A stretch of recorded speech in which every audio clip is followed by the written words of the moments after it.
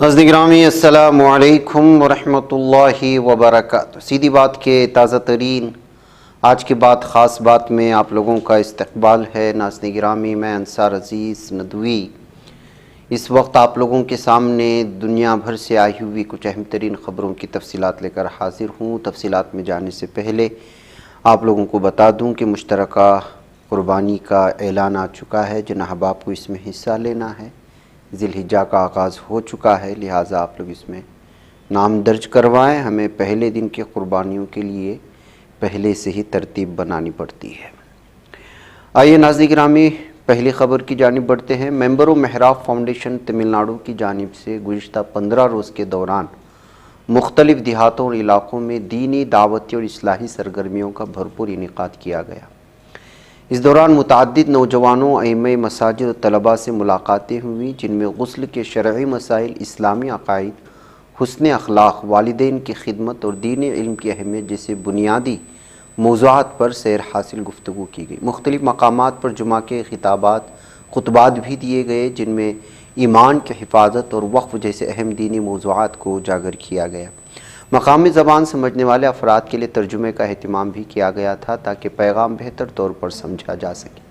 اس کے علاوہ بعض امام صاحبان کو دینی کتب بطور تحفہ پیش کی گئی، جن میں ختم نبوت، عقائد اور فاؤنڈیشن کا تعارفی کتابچہ شامل تھا۔ مکتب مکہ النگائم کے سمر کورسز کے اختتامی اجلاس میں طلباء کو دین پر استقامت، والدین کی خدمت اور مکتب سے وابستگی کی تلقین کی گئی۔ ایک اہم پیش رفت نماز ڈائری مہم میں شرکت کا ارادہ تھا، جس کے تحت علماء و مقامی ذمہ داران سے ملاقات کر کے منصوبہ بندی کی گئی ہے۔ نوجوانوں سے دیر پا رابطے کے لیے ان کے نمبرز لے کر واٹس ایپ گروپ تشکیل دیے گئے تاکہ دعوتی تسلسل قائم رہے۔ ان تمام سرگرمیوں کا مقصد دین کی ترویج، اصلاح معاشرہ اور نوجوان نسل کو دین سے جوڑنا تھا۔ ادھر ہندوستان میں ذی الحجہ کا چاند نظر آ چکا ہے۔ دہلی کی شاہی جامع مسجد کی رؤیت ہلال کمیٹی سمیت ملک کی مختلف رؤیت ہلال کمیٹیوں چاند نظر آ جانے کا اعلان کر دیا۔ اعلان کے مطابق ہندوستان میں 7 جون بروز ہفتے کو عید الاضحیٰ کی نماز ادا کی جائے گی۔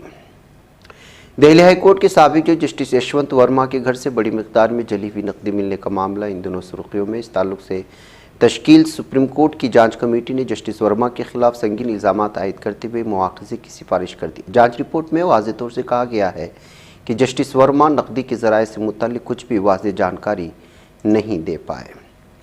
28 مئی کو کابینہ کی میٹنگ میں خریف فصلوں کے لیے ایم ایس پی میں اضافے کی تجویز کو منظوری دے دی گئی ہے۔ مرکزی وزیر اشونی ویشنو نے پریس بریفنگ کے دوران جانکاری دیتے ہوئے بتایا کہ کابینہ کی میٹنگ میں کچھ اہم فیصلوں کو منظوری دی گئی۔ ان میں کسانوں کے متعلق 3 اہم فیصلے لیے گئے۔ مرکزی وزیر نے مطلع کیا کہ وزیر اعظم مودی کی صدارت میں کابینہ کمیٹی برائے اقتصادی امور نے مارکیٹنگ سیشن 2025-26 کے لیے 14 خریف فصلوں کو کم از کم امدادی قیمت ایم ایس پی میں اضافے کو منظوری دے دی۔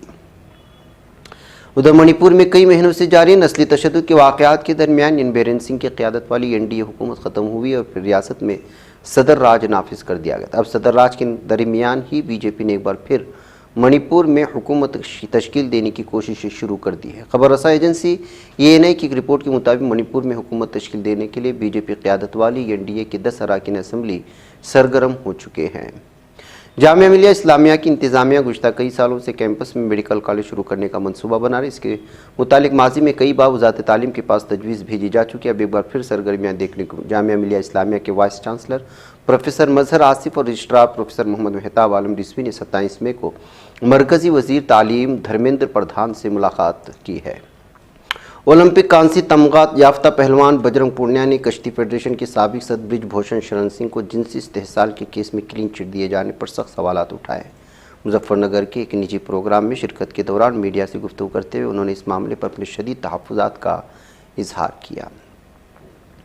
سپریم کورٹ نے آج کرنل صفیہ قریشی سے متعلق متنازع تبصرہ کرنے والے مدھیہ پردیش کے وزیر وجے شاہ معاملے پر سماعت کی۔ عدالت عظمیٰ نے فی الحال وجے شاہ کی گرفتاری پر روک جاری رکھنے کا فیصلہ کیا اور سماعت کے بعد سپریم کورٹ نے SIT کو جانچ کے لیے مزید وقت دینے کا بھی اعلان کیا۔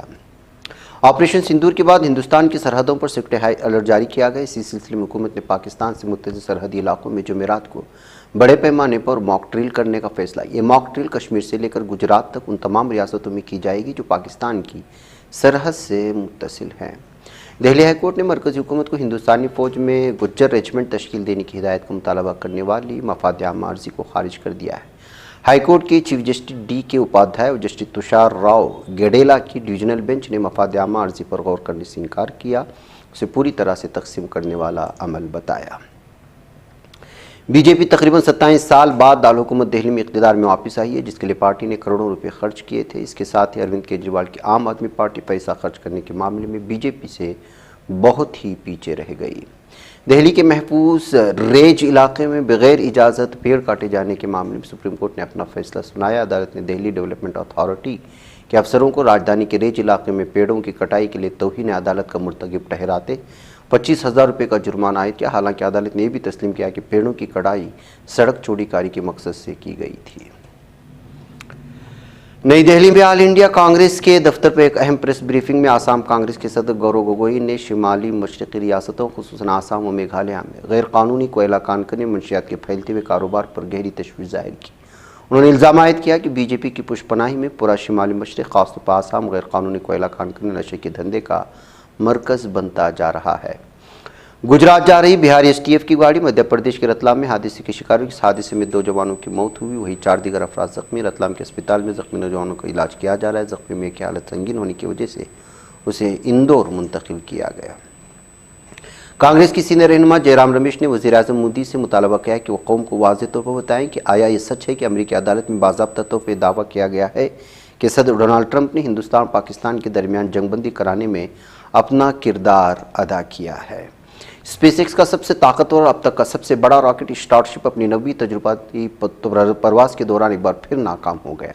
یہ راکٹ جو ایلن مسک کی کمپنی اسپیس ایکس کی طرف سے تیار کیا گیا، اسے مستقبل میں مریخ پر انسانی کالونی بسانے کے خواب کو پورا کرنے کے لیے اہم قدم مانا جا رہا تھا۔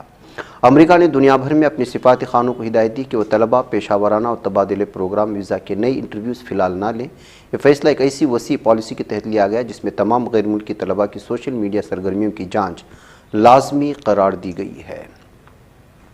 ممبئی ہائی کورٹ نے سوشل میڈیا پر پاکستان سے متعلق پوسٹ شیئر کرنے پر 19 سالہ طالبہ کی گرفتاری کو مہاراشٹر حکومت کا غیر متوازن اور شدت پسندانہ رد عمل قرار دیتے ہوئے سخت تنقید کی۔ عدالت نے طالبہ کی وکیل سے فوری ضمانت کی عرضی دائر کرنے کو کہا تاکہ اسے امتحان دینے کا موقع مل سکے۔ اسرائیلی یرغمالی سابق خاتون فوجی نے غزہ میں جارحیت کا احوال سناتے ہوئے کہا کہ مجھے سب سے زیادہ خوف اپنے ہی ملک سے تھا، میں نے موت کو بہت قریب سے دیکھا ہے۔ غزہ میں حماس کے ہاتھوں حراست میں لی جانے والی ایک سابق اسرائیلی فوجی نعامہ لیوی نے انکشاف کیا کہ قید کے دوران اسے سب سے زیادہ خوف اسرائیلی فضائی حملوں کا تھا، جس سے وہ اپنی موت کو قریب محسوس کرتی رہی۔ ان 5 اسرائیلی خاتون فوجیوں میں وہ شامل تھی جنہیں رواں سال جنوری میں جنگ بندی معاہدے کے تحت رہا کیا گیا تھا۔ اسرائیلی وزیر اعظم ظالم دہشت گرد بنجمن نیتن یاہو نے بدھ کو دعویٰ کیا کہ حماس غزہ کے سربراہ محمد سنوار کو اسرائیلی فوج نے شہید کیا۔ نیتن یاہو نے کہا کہ 14 مئی کو اسرائیلی فوج کے ایک بڑے فضائی حملے میں حماس کے سربراہ کے شدید زخمی ہونے کی اطلاعات ہے۔ جمعیت علماء ہند کے صدر مولانا محمد اسد مدنی نے فلسطین میں جاری اصلاحی جہاد کے نتیجے میں معروف فلسطینی شخصیت ڈاکٹر اعلیٰ النجار کے 9 معصوم بچوں کی المناک شہادت پر نہایت رنج و غم کا اظہار کیا۔ اس سلسلے میں مولانا مدنی نے ڈاکٹر اعلیٰ النجار کے نام ایک درد بھرا تعزیتی مکتوب ارسال کیا، جس میں انہوں نے جمعیت علماء ہند اور ہندوستان کے شہریوں بالخصوص مسلمانوں کی جانب سے گہرے دکھ، مکمل ہمدردی اور غیر متزلزل یکجہتی کا اظہار بھی کیا ہے۔ قابض ظالم اسرائیل کی جانب سے جاری ظلم و درندگی پر مبنی جنگ کے 600 دن مکمل ہو چکے ہیں۔ ان مہینوں میں غزہ کے معصوموں ٹوٹنے والی قیامت نے نہ صرف انسانی جانوں کا خون کیا بلکہ پورے صحت کے نظام کو بھی زمین بوس کر دیا ہے۔ فلسطینی وزارت صحت نے جو چشم کشا اور لرزاخیز اعداد و شمار جاری کیے ہیں وہ انسانیت کو جھنجھوڑ دینے کے لیے کافی ہے۔ غزہ کے 38 میں سے 22 اسپتال مکمل طور پر تباہ ہو چکے ہیں۔ صرف 30 بنیادی طبی مراکز فعال ہیں جبکہ ان کی اصل تعداد 105 تھی۔ اسپتالوں میں مریضوں کے لیے بستروں کی دستیابی 106% سے تجاوز کر چکے، یعنی مریض زمین پر تڑپنے پر مجبور ہے۔ فلسطین کی سرزمین ایک بار پھر قابض ظالم دہشت و صہیونی درندوں کی صفاقیت کا نشانہ بنی۔ آج بدھ کی صبح غربی اردن کے شمالی شہر قلقیلیہ کے مشرقی گاؤں جیت میں صرف 20 سال کے ایک نہتے فلسطینی نوجوان کی صہیونی درندی کا نشانہ بناتے ہوئے شہید کر دیا گیا۔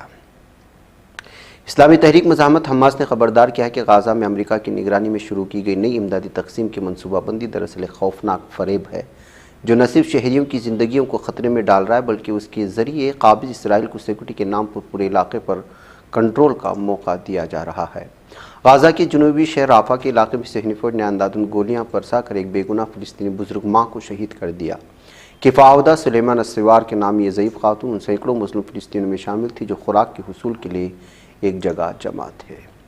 ناظرین گرامی، آج کی بات خاص بات میں انشاءاللہ پھر آپ لوگوں سے ملاقات ہوگی۔ والسلام علیکم ورحمۃ اللہ وبرکاتہ۔ یہ چینل حق نگر بن کر کچل دیتا ہے فتنوں کو، اگر گندی ہو پالیسی تو مرتے دیکھ کتنوں کو، اسی بازار میں بکتے ہوئے دیکھا ہے سپنوں کو، سبھی یکساں ہے یہ پیغام دو غیروں کو اپنوں کو، وطن اہل وطن کا ہے گلے بے خار سی